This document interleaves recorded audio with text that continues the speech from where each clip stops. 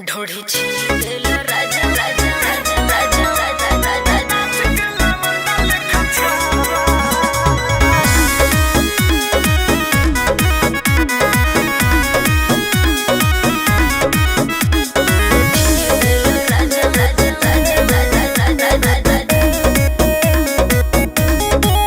एगोरी सांप लेखा देह काहे ठतारू हम सुतावतनी उठी उठी ठतारू।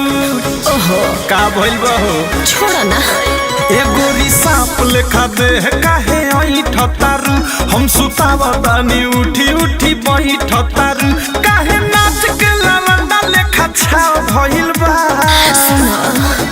ढोढ़ी छीन देला राजा वहाँ घाव भइल बा।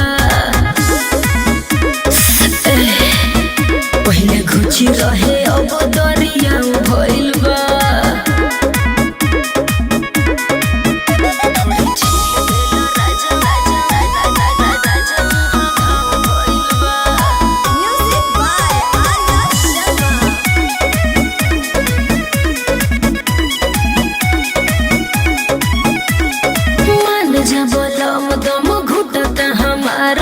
ठोक के तू हमके सुताई दो भतर हो। सुना तारो अभी गरम बा हमर तावा तू जवानी प बोले तो धावा। चुप रहो। पेट्रोल से महंगा तोहर भाव भइल बा। ढोढ़ी छील देलो राजा वहाँ घाव भइल बा।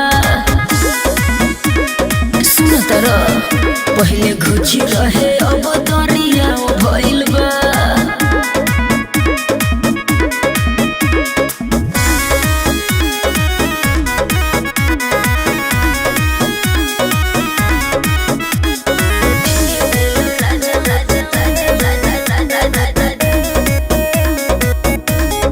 साझा से तू कइले बड़ा परेशान हो।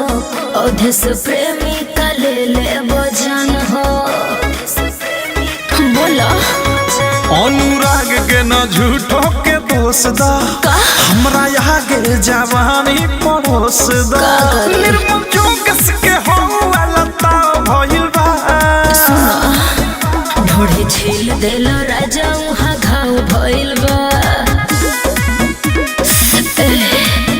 पहले घुची रहे अब